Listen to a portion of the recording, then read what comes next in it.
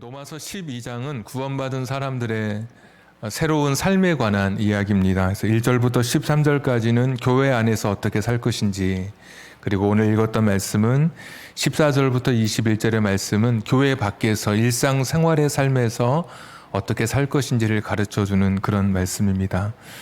가령 나에게 악하게 다가오는 그런 사람, 복수하는 사람, 14절 박해하는 자, 보면 원래 뜻이 뒤쫓다, 추격하다라는 그런 뜻이 있습니다. 한 번 박해가 아니라 지속적으로 나를 힘들게 하는 사람들, 그런 사람들에게 내가 어떻게 대할 것인지, 나에게 악하게 다가오는 사람들에게 어떻게 대할 것인지, 세상의 방식이 아니라 전혀 다른 방식으로, 그리스도인들은 다른 방식으로 해결해야 된다. 이것이 이제 그리스도인의 삶의 윤리입니다. 가령 21절에 악에게 지지 말고 선으로 악을 이기라.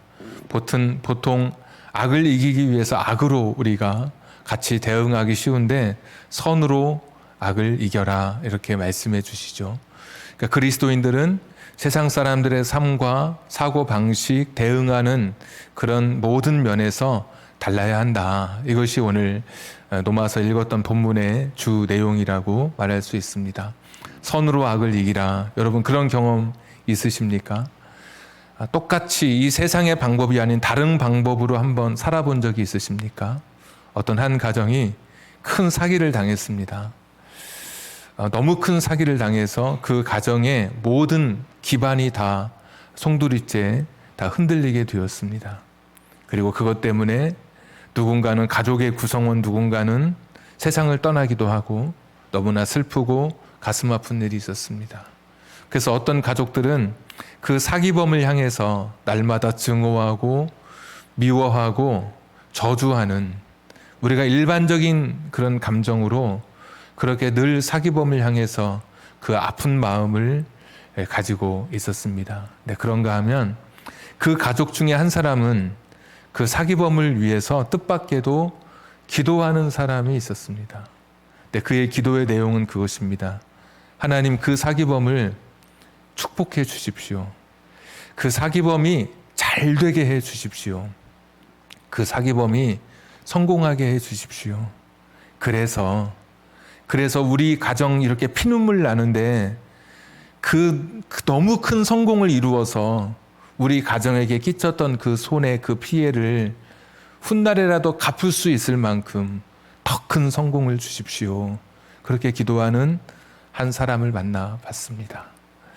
좀 다르죠. 일반적인, 이것이 한 전체의 예시는 될 수 없겠지만 하나의 다른 이야기, 정말 머리가 띵하는 그런 경험을 하게 됐습니다. 저는 그 사기범이 잘 되기를 위해서 새벽마다 기도합니다. 잘 돼야 우리 가정에 그렇게 피눈물 나게 했던 그 슬픔, 그 눈물, 그 아픔에 그 상처를 그래도 좀 보듬어 줄 수 있지 않겠습니까? 똑같은 사건을 두고도 어떻게 대응하느냐, 어떠한 마음으로 어떠한 자세를 가지고 접근하느냐에 따라서 똑같은 사건인데도 불구하고 완전 정반대의 그런 모습을 보게 됩니다. 가령 기독교인은 이런 사람들인 것이죠. 똑같이 세상의 방식, 세상의 방법으로 살아가는 사람이 아니라 특별한 우리만의 방식, 하나님이 주시는 지혜를 따라 이 세상의 삶의 양식이 아닌 새로운 삶의 가치관과 잣대로 살아가야 되는 것이다. 이게 오늘 전체 말씀입니다. 이런 그리스도인들의 다른 삶을 가르치는 말씀 중에 오늘 저는 시간이 이제 많지 않기 때문에 15절 말씀, 이 말씀에 좀 더 집중해서 이 말씀을 같이 나누려고 합니다. 즐거워하는 자들과 함께 즐거워하고 우는 자들과 함께 울라. 여러분 많이 들어보셨던 말씀일 수도 있는데 이것이 그리스도인의 삶이다라고 이야기합니다.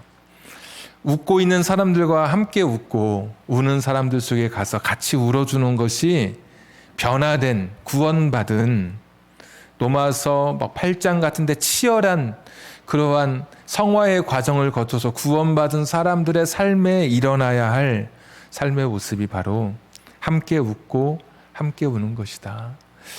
함께 웃기 쉽지 않죠. 인간의 마음에는 이 시기심이 있어서 누군가가 땅을 사면 배가 아파요. 누가 잘 되면 견디지 못하는 거예요. 교회사에 보면 어떤 한 성자, 굉장히 신앙심 깊은 거의 수도사의 길에 접어들어서 세상을 끊고 그분 곁에만 가면 사람들이 인격적으로 그냥 풍겨오는 것 때문에 감동을 받는 한 그런 주교, 요즘 말로 하면 목사님이 계셨어요. 그런데 그렇게 늘 온화하고 인자하고 굉장히 성숙한 신앙의 모습을 보였던 그런 분인데 그분 근처만 가도 마음이 그냥 이렇게 내가 꼭 천사가 된 것처럼 의인이 된 것 같은 그런 것을 풍기던 그런 분이신데 누가 귓속말로 한마디 했는데 갑자기 이분의 얼굴이 분노로 일그러지면서 평정심이 다 깨져버리게 됩니다. 나중에 물어본 거예요. 사람들이 무슨 말을 저 주교님에게 해드렸느냐고 그랬더니 주교님과 신학교 동기 처음 같이 입학했던 그 동기가 저 어디에 가장 높은 자리에 지금 올라갔다는 전가를 받았다고 그 이야기를 전해주니까 그 순간에 평생을 수도하며 살았던 그런 분에게도 마음의 풍파가 일어나게 된 것이죠. 이게 인간의 마음입니다. 잘된 사람, 성공한 사람, 정말 멋진 사람과 함께 웃어주는 것이 그게 쉬운 일이 아닌 것이죠. 함께 울어주라고 하는 말씀도 마찬가지입니다. 우리가 거치대로 통과 의례적으로 잠깐 동안 머물 수 있지만 내 감정이 저 사람의 그 슬픔과 저 사람의 눈물 속에 내가 같이 오래 머물다 보면 내 감정도 다 소비돼서 그러니까 진이 빠진다 그러죠. 그래서 어느 정도 일정한 선을 긋고 약간의 눈물과 함께 적당한 선에서 마무리하고 돌아서기 마련이죠. 근데 오늘 성경은 아까 그 어려운 말씀들, 박해하는 자 축복하고 악에 대한 심판도 하나님 앞에 맡기고 악을 이길 때 선으로 악을 이겨야 되는 그런 거창한 말씀 속에 함께 웃고 함께 울라라고 하는 이 말씀이 그 중간에 기록되어 있는 것입니다. 함께 웃고 함께 울 수 있는 이 신앙은 변화된 그리스도인의 삶에 꼭 있어야 할 덕목인 것을 우리가 다시 확인하게 됩니다. 욥이라고 하는 사람은 너무나 잘 아는 것처럼 큰 고난 속에 있었던 사람이었습니다. 자식도 죽고 사업 모든 것이 다 망한 그런 사람입니다. 그래도 그는 고백하기를 욥기서 1장 21절에 보시면 내가 올 때 빈몸으로 왔는데 그랬던 내게 주신 분도 하나님이시고 가져가신 분도 하나님이시니까 하나님의 이름이 여전히 찬송받기를 원합니다. 이렇게 멋진 고백을 합니다. 그리고 이내 자기 몸에 육체의 질병이 찾아옵니다. 그리고 아내가 떠나가서 홀로 남게 돼요. 아무것도 없는 그런 상태. 누군가 기댈 수 있는 돕는 존재마저 사라져버린 상태. 자기의 몸, 한 몸조차도 건사하기 힘든 그런 상태에 친구 3명이 찾아오게 되죠. 그래서 2장에 보시면 친구 3명이 찾아오는데 그 3명이 찾아와서 욥과 함께 울어주는 욥을 위로하는 사람으로 등장합니다. 그들은 멀리서부터 욥의 얼굴을 보고 너무 슬픈 나머지 멀리서부터 자신들의 옷을 찢습니다. 내 가슴이 찢어진다고 하는, 마음이 찢어진다고 하는 외적 표현으로 옷을 찢어요. 당시 사람들은. 그리고 옆에 있는 흙을 머리에 막 뿌리는 거예요. 내가 흙 안에 있는 사람처럼, 그러니까 땅 밑에 있는 사람처럼 나는 죽은 사람이다. 그 정도로 나는 비통한 사람이다. 그러면서 흙을 막 머리에 뿌리면서 욥 곁에 앉아서 일주일 동안, 7일 동안 아무 말도 하지 않고 욥 곁에 앉아서 위로하고 있습니다. 참 멋진 사람들이죠.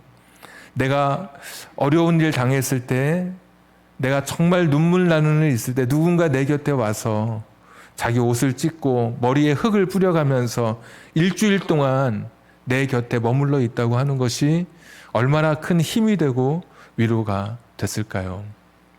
그런데 욥기서 3장에 보면 욥이 뜻밖의 고백을 합니다. 어떤 고백을 하냐면 내가 죽고 싶다 이런 고백을 합니다.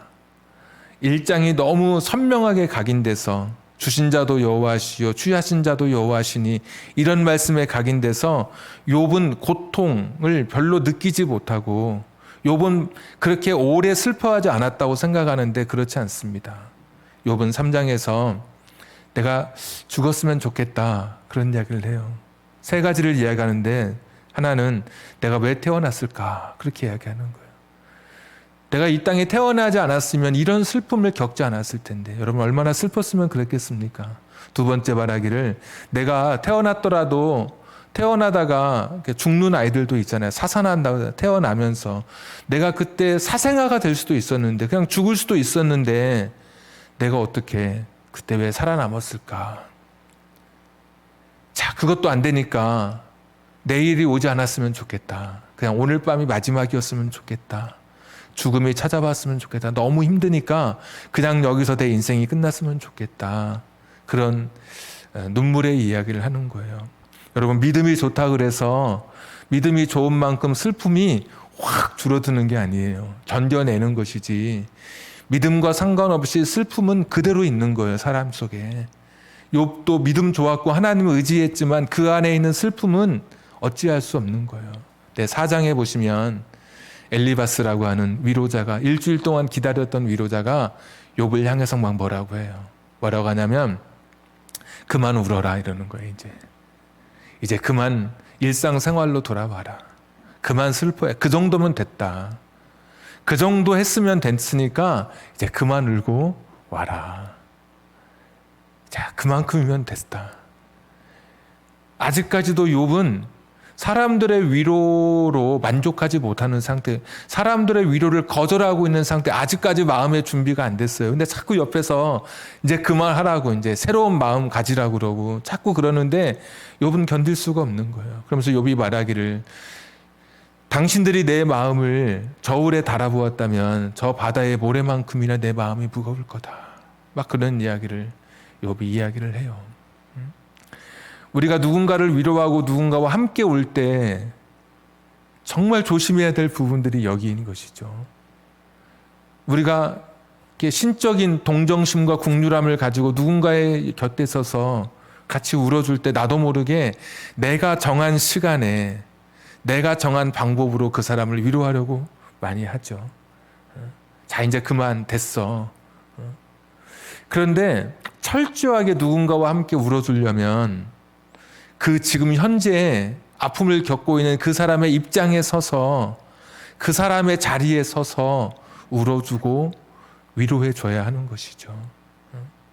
아직도 아픈 기억을 가지고 있는 사람에게 이제 됐다라고 하는 것은 엄청난 잔혹한 일입니다. 야, 이제 애들이 죽은 지가 벌써 몇 년이 됐는데 아직까지 그거 가지고 이야기하느냐고 그렇게 말하는 사람은 너무나 잔인한 폭력을 그 사람들에게 지금 자행하고 있는 일이죠. 오래됐지만 광주에서 일어났던 그런 사건들에 대한 여전히 아픔을 가지고 있을 때 어떤 사람들은 겪어보지 못한 사람들은 그러잖아요. 아, 그게 언젠데 벌써 그 얼마나 지났는데 그렇지 않은 것이죠. 상처를 여전히 가지고 있는 사람, 여전히 울고 있는 사람은 그 사람의 시간, 그 사람이 받아야 할 그 위로, 그 시간까지 기다려야 하는 것이죠. 우리가 위로할 때 많은 부분에서 여기서 너무나 폭력적이고 때로는 우리도 모르게 그 사람을 위로해 주지 못할 때가 있어요. 그래서 누군가와 함께 우리가 울어준다고 할 때 좀 더 기다려줄 줄 아는 그런 마음이 필요하죠. 오늘도 내가 누군가의 곁에 서서 함께 웃고 울 때 내 입장이 아니라 그 사람의 입장에 서서 그 사람의 마음을 위로하고 이제 지겨운 게 아니라 그 사람이 더 아파할 수 있다면 더 아파해야 될 시간이 필요하다면 더 기다려줘야 되는 거고요. 울어야 한다면 울 수 있도록 기다려야 하는 것이죠. 예수님은 이런 분이에요. 야, 눈물 그쳐 이런 분이 아니시죠. 내가 울어야 한다면 내 눈물이 마를 때까지 옆에서 기다려주시는 분이 예수님이신 거예요. 이제 됐어 끝 이게 아닌 것이죠. 오늘도 누군가 내 곁에 슬픔을 그리고 눈물의 시간을 보내고 있다면 그 사람의 시간, 그 사람의 자리에 서서 함께 울어주는 게 필요하죠. 또 하나 말씀을 묵상하면서 생각해 보는 것은 더 많이 귀를 기울여야 될 그런 시대에 살고 있다라는 생각을 합니다. 우리가 제가 가진 생각은 그렇습니다. 믿음의 깊이만큼 우는 사람이 보이는 거예요. 내가 믿음을 가진 만큼, 내가 성숙한 그리스도인 만큼 우는 목소리가 들리고 약한 사람들이 보이는 거예요. 그러니까 믿음이 없으면 그냥 내가 성숙된 그리스도인이 아니면 너무 피상적인 거예요. 장례식장에서 울어주는 걸로 그치는 거예요. 그러나 내가 정말 오늘 성경의 이야기가 그런 거예요. 내가 정말 믿음을 가진 사람이라면 울어야 될 사람들이 자꾸 보이기 시작하는 거죠. 그 사람들의 이야기가 들려지기 시작하는 것이죠. 변화된 그리스도인이라면 울어야 된다고 했잖아요. 울어야 된다고. 내 시간이 아니라 저 사람의 입장에 서서 울어야 되잖아요. 그리고도 세상을 보면 울고 있는 사람들이 너무 많은 거예요. 고공 크레인에 올라가서 아무리 소리쳐도 들어주지 않으니까 그 높은 곳에 올라가서 거기에서 1년, 2년, 3년씩 거기에 서서 자기의 억울함을 이야기하는 것. 누군가는 들어줘야 하는 것이죠. 미얀마라고 하는 나라에 지금 군사 정권이 사람들을 지금 죽이고 하는데 얼마 전 뉴스에 보니까 한 동네 30명을 어린아이 할 것 없이 죽이고 다 불태워버렸더라고요. 시신을. 지금 그렇게 울고 있는 사람들이 있어요.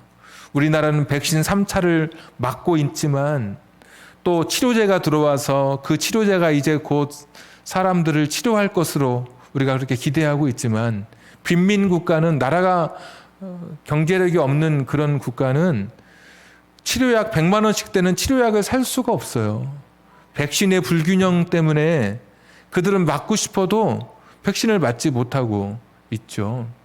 그런 거 보면 국가적으로 또 이 나라를 넘어선 경계, 피부와 또 인종이 다르지만 우리가 들어야 할 그런 약자들의 이야기, 눈물겨운 이야기가 우리 주변에 너무 많은 거예요. 그리스도인은 누구냐? 그런 울고 있는 사람들과 함께 우는 사람들이 그냥 그리스도인인 거예요. 어려운 이야기 아니고 오늘 거창하게 선으로 악을 이기는 것까지는 못해도 웃고 있을 때 정말 내 마음으로 기뻐해 줄 수 있는 거, 울고 있을 때 정말 내 잣대, 내 시간, 내 생각, 내가 가진 것으로 그 사람을 위로하는 게 아니라 그 사람의 입장에 서서 그냥 있는 것, 울어주는 것, 이것이 그리스도인이다. 그냥 그런 이야기인 것이죠. 오늘도 보면, 세상을 보면 들리는 그런 눈물의 이야기가 있어요. 들려지는 울음소리가 있어요. 어제 TV를 이제 저녁에 우연히 이렇게 보다가 눈물의 이야기를 잘 들었던 한 사람의 이야기를 이제 보게 됐어요. 마산에 신신예식장이라고 하는 것을 운영하시는 91세 된 백낙삼 할아버지 이야기예요. 91세예요. 근데 이분이 신신예식장을 마산에서 운영을 하는데 이분이 TV에 그동안 많이 나왔었는데 저는 어제 처음 봤어요. 근데 왜 많이 나왔느냐? 91세 나이가 많아서 많이 나온 그 TV에 나오신 게 아니라 나왔던 것은 이분이 55년간 해가 바뀌었으니까 55년간 14,000쌍을 그 신신예식장에서 결혼을 시킨 거예요. 14,000쌍. 14,000 가정을 55년간. 그런데 무료로 했어요. 무료로. 왜 무료로 했는가 봤더니 서울에서 공부할 때 갑자기 집에서 내려오라고 전보가 온 거예요. 집에 내려갔더니 부산 집에 내려갔더니 아버지 사업이 다 망해가지고 완전히 그냥 망해가지고 근데 그때 며칠 있다 이렇게 눈을 뜨고 났더니 좀 뭔가 썰렁하더래요. 집이. 봤더니 쪽지 한 장 남아있더래요.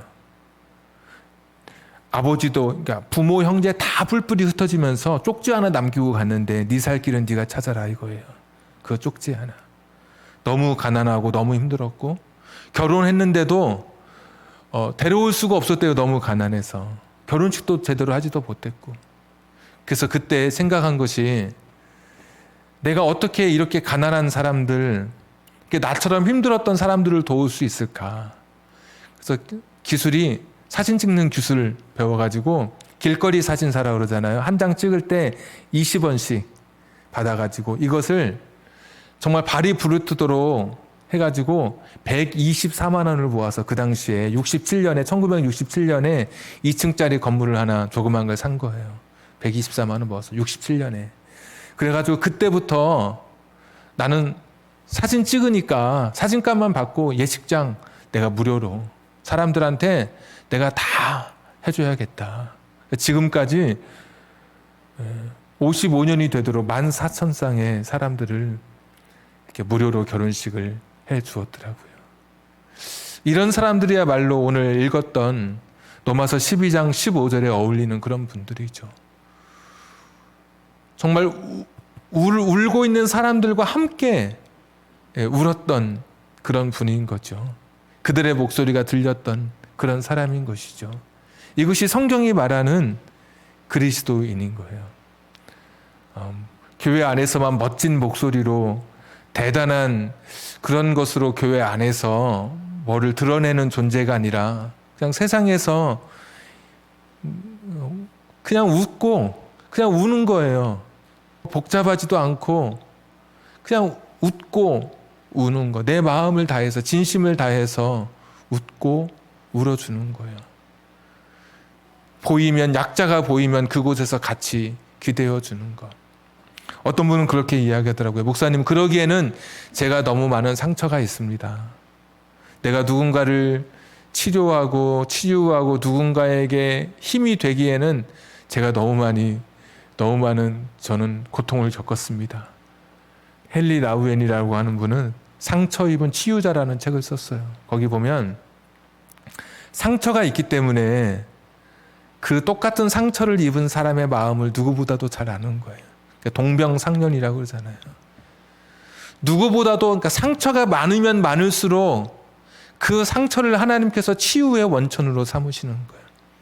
내가 이런 상처도 겪어봤고 이런 어떤 어려움도 겪어봤고 이런 고통도 겪어봤고 이런 시간을 겪어봤다면 그 시간을 겪고 있는 사람의 마음을 누구보다도 가장 잘 알 수 있는 거예요.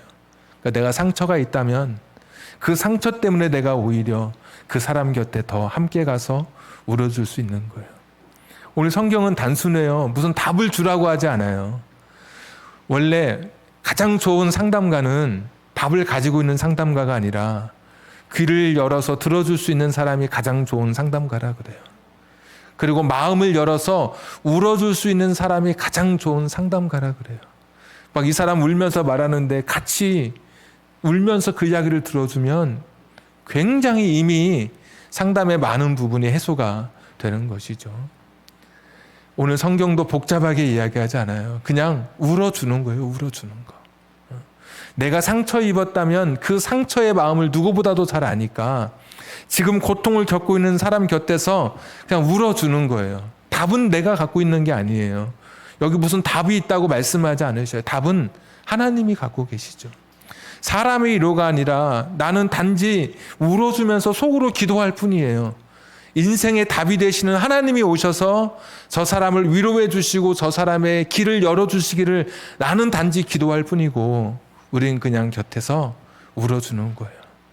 내가 답이 있는 존재가 아니니까. 상처가 있어도 그 상처를 부여안고 같은 상처를 가지고 있는 사람 곁에서 울어주는 거예요. 내 시간, 내가 정한 방법으로 이제는 됐어, 힘을 내, 이제 용기를 내, 이런 게 아니라 충분히 슬퍼하고 충분히 울 수 있고 충분히 추스를 수 있는 그런 시간을 기다려주면서 울어주는 거예요. 더 넓은 시야를 가지고 2022년에 더 넓은 시야를 가지고 낮은 곳에서 사람들과 함께 그들의 눈높이를 맞춰서 울어야 할 때 울어주는 거예요. 16절에 보시면 이런 말씀 있습니다. 서로 마음을 같이하여 높은 데 마음을 두지 말고 도리어 낮은 데 처하며 스스로 지혜 있는 채 하지 말라. 높은 곳이 아니라 자꾸 낮은 곳을 보라는 것이죠. 낮은 곳에서 낮은 곳에 내 마음을 둬라. 2022년 우리의 삶의 목표가 많죠. 작심 삼일이라도 올 한 해는 내가 어떻게 살아야 되겠다 이런 목표를 세웠을 거예요. 저는 우리 교회 우리 성도님들의 삶 속에 낮은 곳으로의 이 삶의 목표가 이 삶이 있었으면 좋겠다.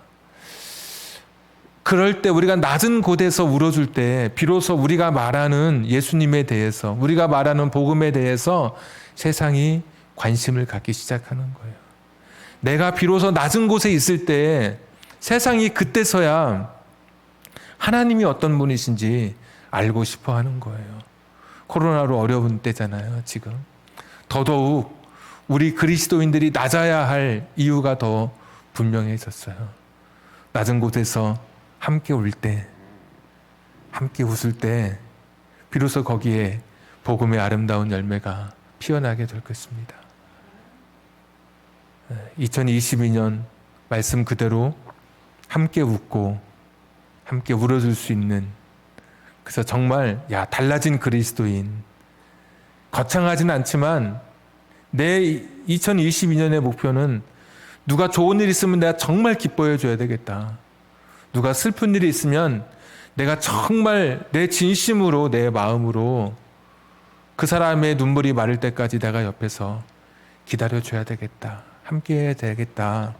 이런 마음으로 2022년 참 멋진 그리스도인 되기를 주님의 이름으로 축복합니다. 우리 같이 한번 기도하겠습니다. 같이 기도할 때 주신 말씀 기억하면서 내가 상처가 있다면 상처를 가졌기에 누군가를 더 잘 위로할 수 있을 겁니다.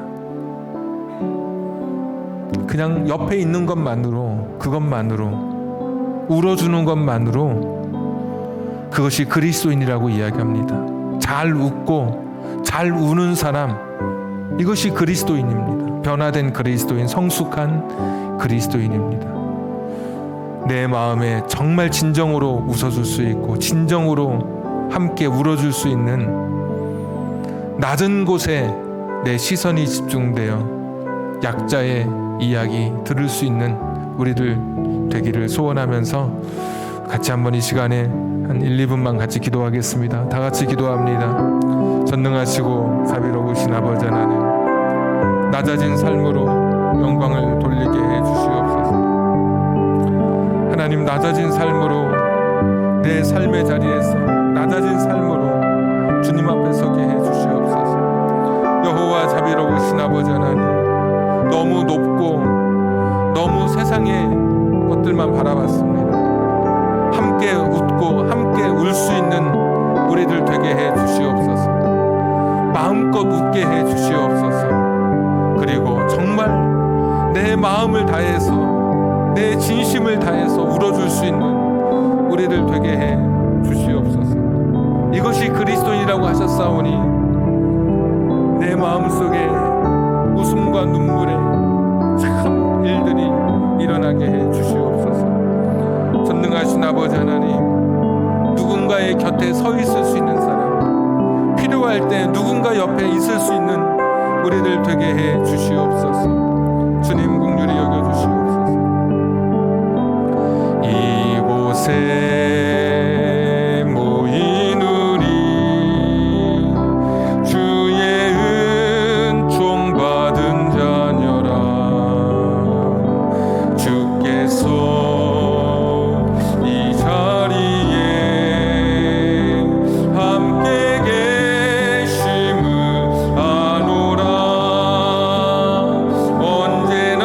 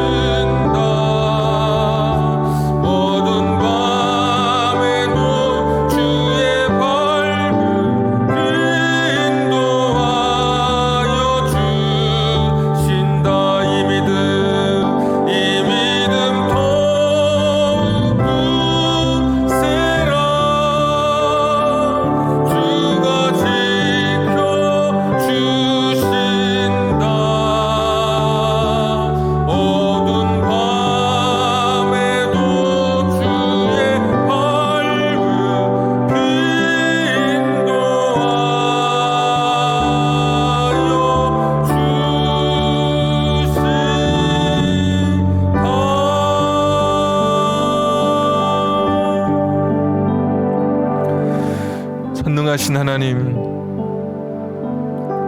웃고 있는 사람 곁에 서서 마음에 사심 없이 시기심 없이 함께 웃을 수 있는 2022년의 그리스도인 되게 해 주옵소서. 울고 있는 사람 곁에 서서 내 방식이 아니라 내 시간이 아니라 그 사람의 자리에 서서 그 사람의 눈물이 마를 때까지 함께 있어줄 수 있는, 함께 울어줄 수 있는 2022년에 우리 그리스도인 되게 해 주시옵소서. 오히려 내가 상처가 많기에 나 같은 상처를 입은 사람을 그들과 함께 울어줄 수 있기에 나의 상처를 더 절망하지 않고 그 상처를 통해 다시 한번 내가 치유자로 거듭나기를 하나님 앞에 기도드립니다. 각 사람의 고통과 눈물의 시간들 있었기에 나와 같은 그런 고통과 눈물의 시간을 겪는 사람들을 위로할 수 있기에 상처 입은 치유자로 내가 진정한 함께 울어주는 사람으로 그 곁에 서게 해 주시옵소서. 거창하지 않아도 2022년 함께 웃고 함께 울 거야. 내가 그런 그리스도인으로 하나님 앞에 나의 믿음이 보여지게 해 주옵소서.